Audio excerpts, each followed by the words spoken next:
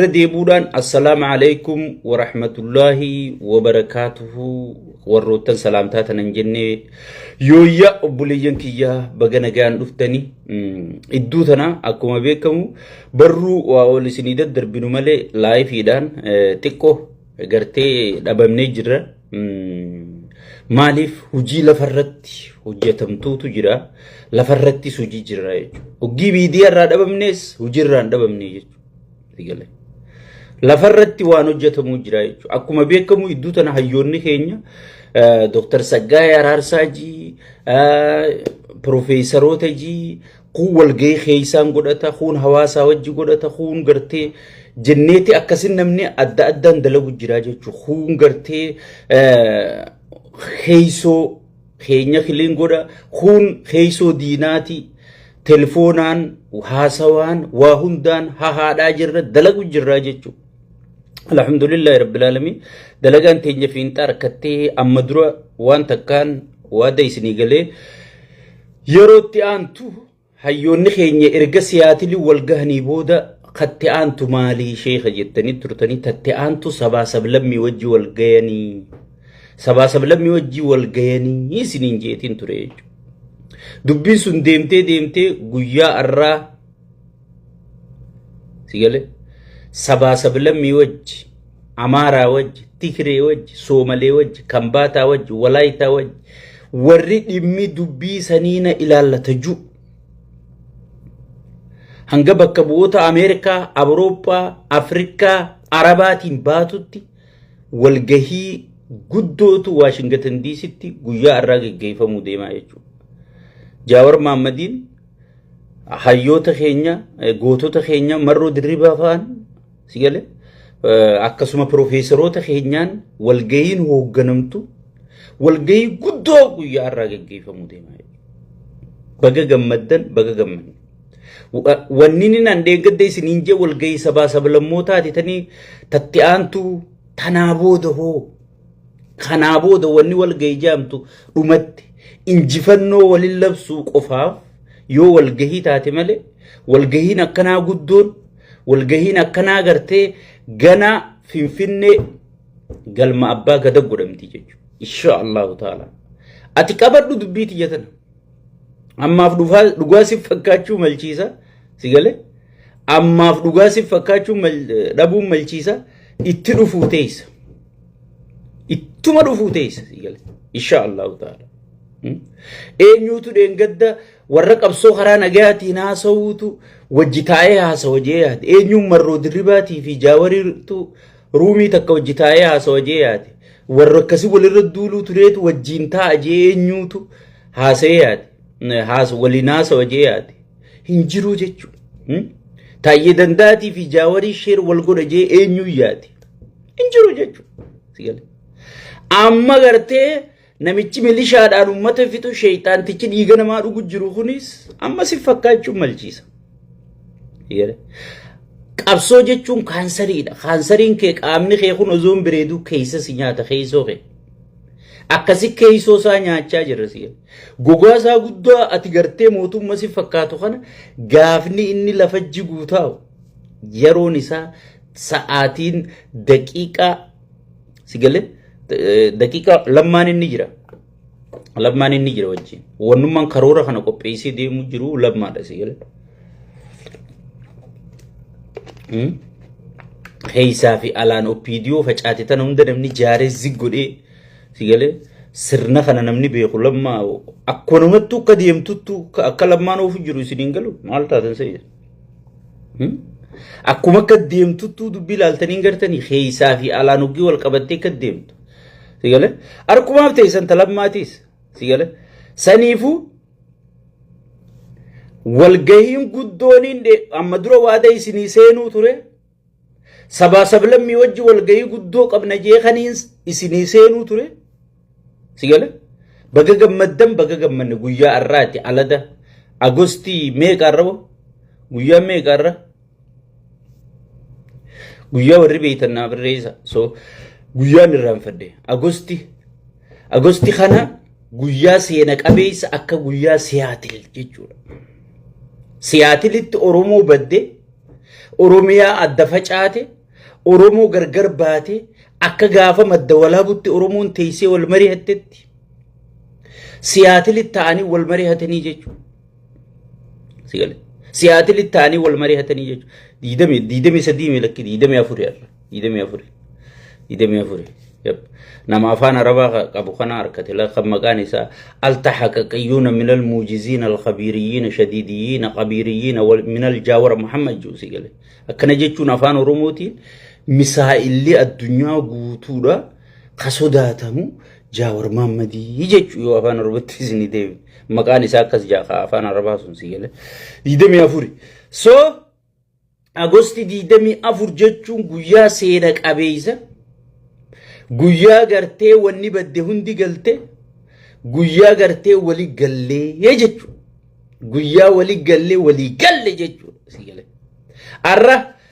isin walgahiin miidiyaa irratti godhamtu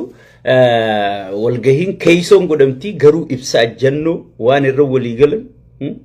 ganaa wal arrabsuun amaarri gartee amaara fakkaatee oromoo arrabsu oromoo fakkaatee amaara arrabsitu soomalee fakkaatee oromoo arrabsitu gabaabdutti wanni saba Itoophiyaa adda diiguudhaaf sigale fuulleeyfate martinuu guyyaa gartee itti xumura harkattee roodmaappiin kaayame sigale roodmaappiin kaayame biitituun eessarraa eessa deemte tarkaanfiin dura itti aantu maali tarkaanfiin isa dhumaa sheeyxaanticha kana akka qooshaa rifeensa dubartii harkisanii qooshaa keessaa baasanitti akkami sheeyxaana wasaqa dhiiga namaa dhugu kana harkifneef keessaa baafne jedhanii hayyoonni kun lafa kaa'atanii jechuudha. Wanni qaallichi kun duraan itti milkaa'e hayyoota kana adda hiree jechuudha. Wal shakkisiisee jechuudha. Kana bira uggii dhufe mootummaa Oromooti jaanii jechuudha. Kana bira uggii dhufe ayyoon jaartii xiyyaa'uun beeytan aan soddaa keessanii kaniin isinii balleessuu deemu Oromoo jaanii jechuudha. Tigree qofaatutti beekee Tigree qofa bira uggii dhaqee waa takka jechuu dadhabee jechuudha. Sigale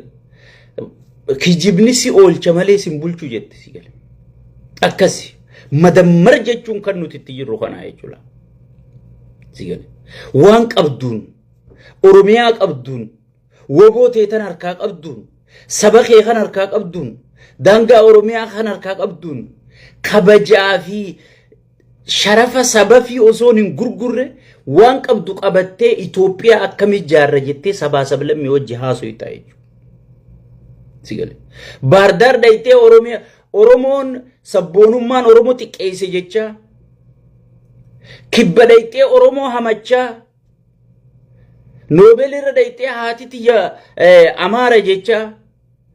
OBN irra dhaytee haati tiyya Oromoo jecha kijibaan gartee burjaajii saba burjaajeessitee kijibaan osoo hin taane obboleeyso daangaan biitii tiyya Oromoo ummanni kiyya Oromoo biitii tiyya Oromiyaa sigale Itoophiyaatti wajji bullamoo wajjin bullu san waan qabnu qabanneeti sabaa sablammii wajji mari'annaa akkana laakun keeysoo keenya qulqulleeyfanne hayyoota keenya waliif fidanne marroo fi jaawar waliif finne lammaa fi taayyee waliif finne milkeeysaa fi isqeel waliif finne hayyoonni keenya Professor Muhammad fi Bayaan Asoobaa waliif finne Professor Muhammad Taayiroo waliif finne hayyoonni keenya eega tokkummaa wal qurquubanii badii isaanii hunda walitti himanii wal arrabsanii wal irra walii miinyee micciirree walii galle ganaa naaf balleesse kabadii qabuus naaf balleesse sigale kabadii qabuus itti himanii naaf balleesse jee eega badii isaa fudhate booda sigale waboonis nuti kan itti jirru kufnee kuffisuudha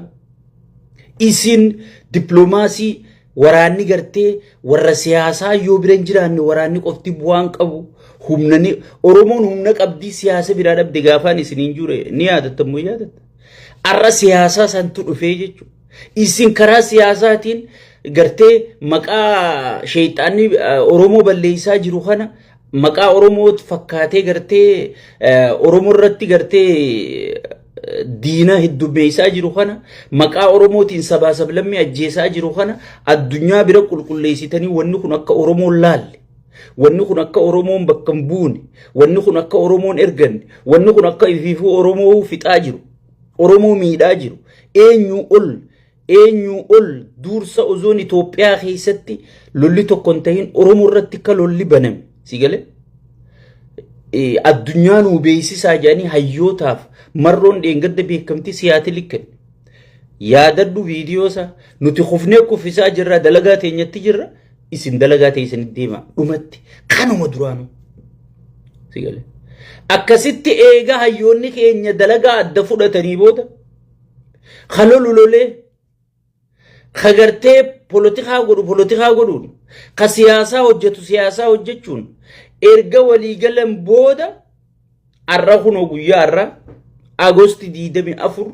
guyyaa seena qabeessa sigale guyyaa shayxaana xumurri godhamuu deemu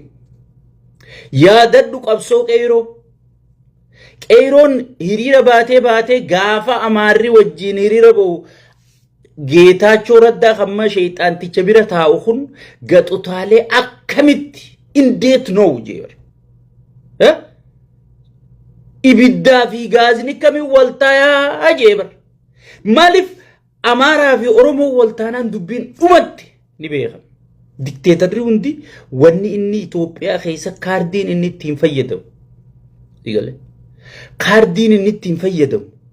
kaardii gartee sabaa sablammoo Oromoo fi Amaara waliin naquuti digale kaardiin tun qaallichi shayxaantichi ija gurguddo sunis paarlaamarra bahee yeebar hay akkamiin waliin dhufanii osoon sakkareeyyaa isiisaa jiru sakkareeyyaan kun beek Oromoo qofa keessaa miti Amaara keessaa sakkareeyyaa jira Faarsee bulaa jira sigale bakka hunda osoon Amaaraas Oromoo arrabsiisa Oromoos Amaara arrabsiisa ozooniin isaan kan adda qoodee kana jiru akkamitti aboo gurbaan Jaawar jaaniin kun kasaaramaadha yaabbuleessu isaa dhufee na kasaare sigale wanni maduulli gurguddaan meelaala mee hayyoonni birootis mari'achuma jiraame bar marroonis maruma jira bar amma numaatu kam eegalan marroo faarsaniiti Jaawar marroo leenca maal jedhanii Jaawar gartee Jaawar qeequu barbaadan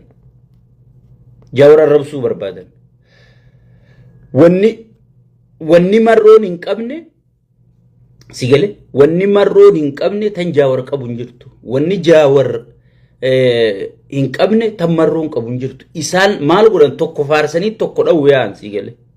kun kitaabni bilziqinaa nu galee jira sigale abiyyi harkaa'uu gubatee jira Jaawar jee jira bar yaadattu Jaawar guyyaa jee yaadattu ana bira dhufeeti sagaleen bareedduudha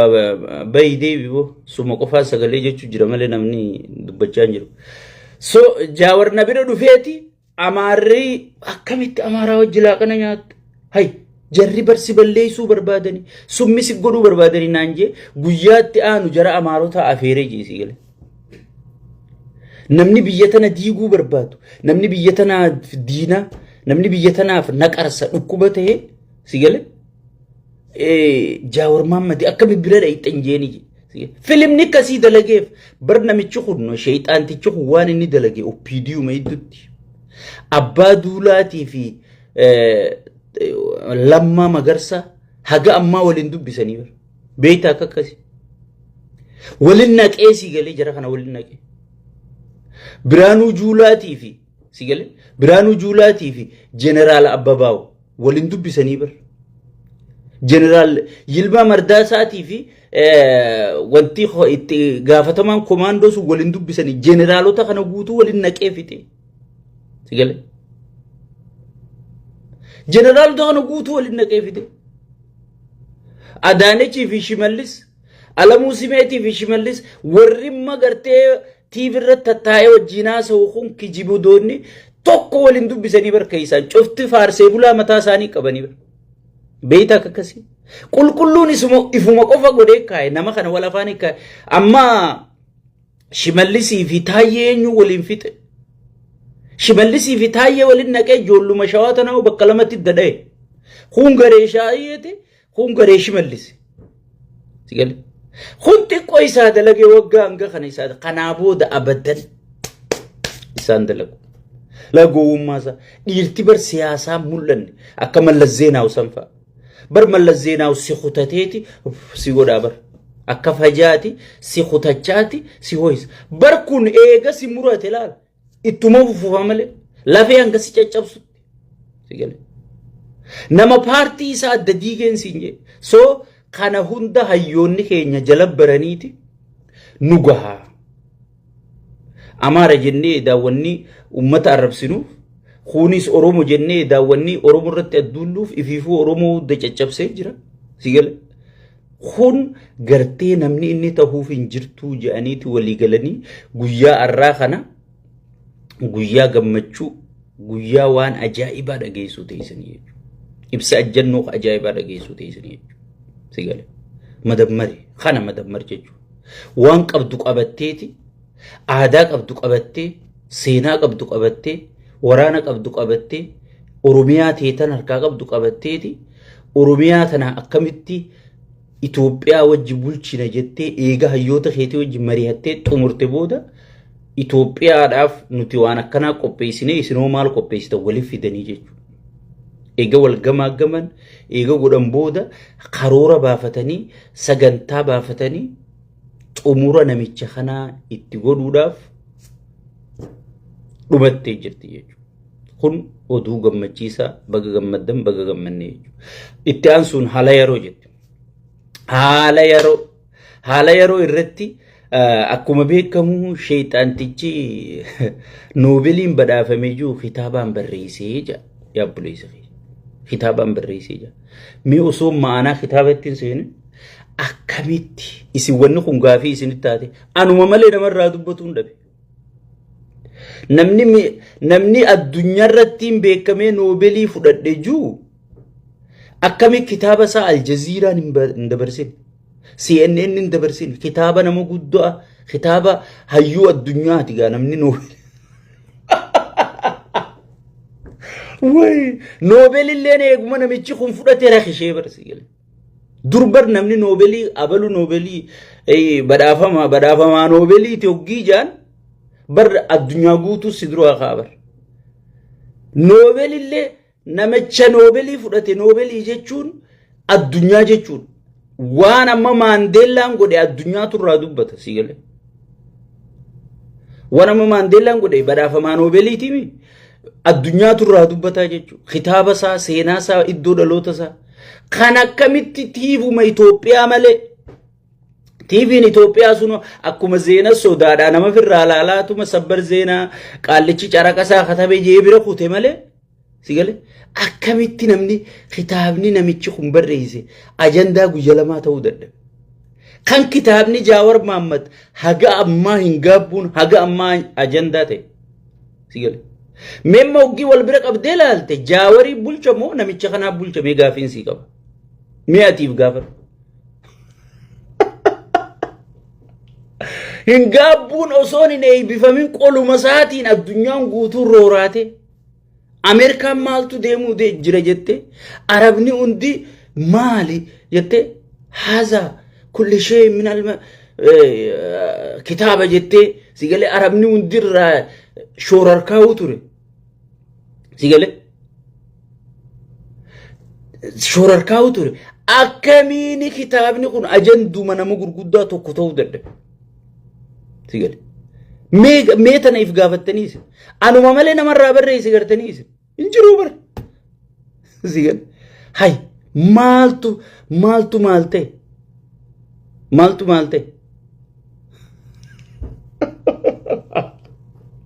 way